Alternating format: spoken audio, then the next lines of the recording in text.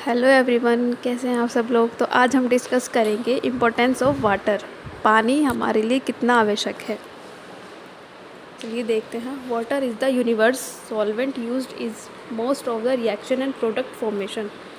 Water जो है एक यूनिवर्सल सॉल्वेंट है जिसका हमारे जीवन में बहुत महत्व है। और most reaction and product formation, जो रिएक्शंस और प्रोडक्ट को फॉर्मेशन में यूज़ किया जाता है। पानी से हमारी बहुत सारी प्रोडक्ट्स की फॉर्मेशन की जाती है। Water is neutral in nature. जो वाटर होता है वो नेचर में न्यूट्रल होता है।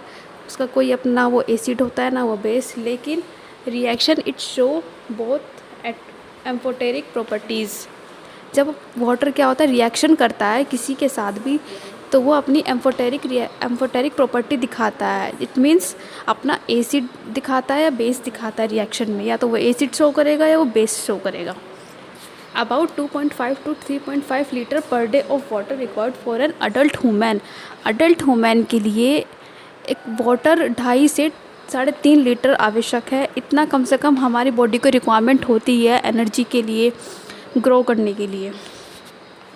Ideal characteristic of water is colourless, tasteless and odourless. Normally जो वाटर होता है वो कलरलेस होता है, ऑडरलेस होता है। उसकी कोई खुशबू नहीं होती, कोई रंग नहीं होता उसका। Some common importance of water, ये कॉमन महत्व है हमारे वाटर का। नेक्स्ट देखते हैं हमारा organ function.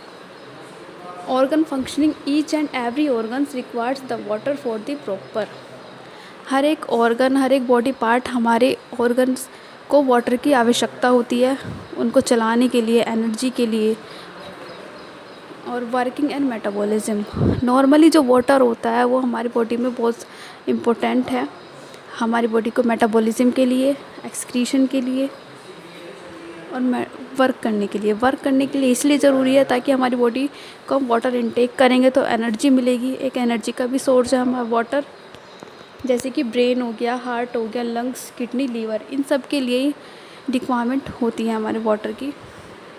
Regulation in body temperature, body temperature में भी जो वाटर होता है वो रेगुलेट करता है बॉडी टेम्परेचर को। Water play an important role in the thermoregulation. जो वाटर होता है ना वो एक इम्पोर्टेंट रोल प्ले करता है थर्मो रेगुलेशन में। हमारी लाइफ में भी वो एक इम्पोर्टेंट रोल होता है वाटर का। चलिए नेक्स्ट देखते हैं।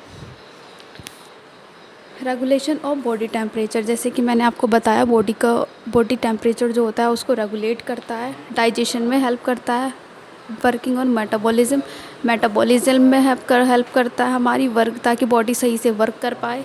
जॉइंट एंड मसल एक्टिविटी, जो हमारी जॉइंट और मसल एक्टिविटी होती है उसमें भी वो वर्क करता है। Fortification of food, fortification of food क्या होता है ये चलिए देखते हैं हम। Fortification is the practice of deliberately increasing the content of one or more micronutrient like vitamins and minerals in a food or coordinate to improve the nutrition quality. Fortification of food का क्या मतलब होता है। Fortification food वो होता है जो हम अपनी एक या एक से ज़्यादा माइक्रोन्यूट्रिएंट को हम अपने डेली लाइफ में फूड के थ्रू लेते हैं, जिसका यूज़ करते हैं फोर्टिफिकेशन फूड का। इसमें क्या होता है, जैसे कि विटामिन्स, मिनरल्स हम अपने फूड में क्या कर रहे हैं, इनटेक करना है किसी न किसी रूप में, और इम्प्रूव करते हैं अपनी न्यूट्रिशन क्वालिटी को। Of the food supply and provide a public health benefit with minimal risk to health. Fortification of food, जब हम अपने खाने की मात्रा को बढ़ाते हैं, क्वांटिटी बढ़ाते हैं, क्वालिटी बढ़ाते हैं विटामिन्स और मिनरल्स की, तो क्या होता है वो हमारी बॉडी की हेल्थ को क्या करता है, इम्प्रूव करता है। इम्प्रूव के साथ साथ क्या करता है, हमारी पब्लिक हेल्थ के लिए वो बेनिफिट होता है और हमारी हेल्थ के रिस्क को कम करता है। Next, due to involvement of fortification and genetic engineering we are able maintain and recover our population need and requirement. Fortification के इन्वॉल्वमेंट के दौरान ही जो हमारी जेनेटिक इंजीनियरिंग है, हम एबल होते हैं, मेंटेन कर पाते हैं अपने जो भी हमारे पॉपुलेशन की रिक्वायरमेंट है, नीड है, उनको हम फुलफ़िल कर पाते हैं। इम्पोर्टेंस ऑफ फाइबर, फाइबर हमारे जीवन में क्या महत्व रखता है, क्या महत्व है इसके हमारे जीवन में। Importance of fibre, fibres are the essential substance need for the digestion, excretion and etcetera. जो फाइबर्स होते हैं हमारी बॉडी में उनकी भी आवश्यकता होती है। किस लिए होती है, वो ऐसे सब्सटेंस हैं जिसमें हमारे डाइजेशन के लिए, एक्सक्रीशन के लिए ज़रूरी होता है। फाइबर्स की हमें क्यों ज़रूरत पड़ती है? ताकि हमारा जो डाइजेशन होता है वो सही से हो सके, एक्सक्रीशन जो भी वेस्ट मटेरियल होता है बॉडी से वो आसानी से निकल सके और प्रॉपर्ली हम उस चीज़ को अपना काम कर सकें। फंक्शन क्या होता है बॉडी पे इसका? Generally fibres are made of the cellulose और लिग्निन। जो फाइबर्स होते हैं नॉर्मली वो कैसे बनते हैं? वो हमारे सेलुलोज और लिग्निन से बनते हैं ऑफ द प्लांट पार्ट्स, जो कि प्लांट्स के पार्ट्स हैं। प्लांट के पार्ट्स आपने देखे होंगे, जो सेलुलोज होता है और लिग्निन होता है उसी के थ्रू ही हमारे फाइबर्स बनाए जाते हैं। Cellulose are not digest in the body. जो सेलुलोज होता है वो हमारी बॉडी में डाइजेस्ट नहीं होता। So on the basis of digestion fibres are divided into 2 categories. जैसे कि मैंने बताया कि जो फाइबर्स होता है, फाइबर्स हमारी बॉडी में डाइजेस्ट नहीं हो पाता, तो इसी के बेसिस पे फाइबर्स को हमने 2 पार्ट में डिवाइड किया गया है। एक है सोल्यूबल फाइबर्स और दूसरा है हमारा इनसोल्यूबल फाइबर्स। एक nuts in this fibre cellulosic components are less and it easily digest by the proteolytic enzymes.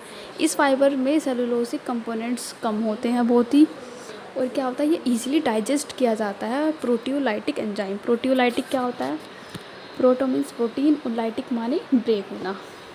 तो जो हमारा प्रोटीन टूटता है एंजाइम्स में बॉडी के अंदर, तो वो कन्वर्ट हो जाता है हमारा जेल फॉर्म में, और जेल फॉर्म में कन्वर्ट होने के बाद वो डाइजेस्ट हो जाता है easily. It make the digestion process slow. इसकी वजह से क्या होता है, जो हमारा डाइजेशन होता है वो सही से हो पाता है, प्रॉपर होता है और स्लो होता है थोड़ा। दूसरा आता है हमारा इंसोल्यूबल फाइबर। इंसोल्यूबल फाइबर में क्या होता है? इस फाइबर में जो सेलुलोसिक कंपोनेंट्स है वो ज़्यादा होता है। ज़्यादा होने पर जो डाइजेस्टिव होता है proteolytic enzymes and its pass relatively unchange through the stomach and give the support in digestion process. Digestion process में क्या होता है कि जो हमारा स्टमक होता है उसको सपोर्ट की आवश्यकता होती है, क्योंकि इसमें जो हमारा सेलुलोसिक कंपोनेंट है वो ज़्यादा होता है, इसलिए डाइजेशन होने में समय लगता है, डाइजेशन थोड़ा लेट होता है। और जो हमारा प्रोटियोलाइटिक एंजाइम्स है उसके द्वारा डाइजेशन होता है इसमें। बाकी का टॉपिक हम नेक्स्ट वीडियो में कवर करेंगे। आज के लिए बस इतना ही। आई होप आपको समझ में आया होगा।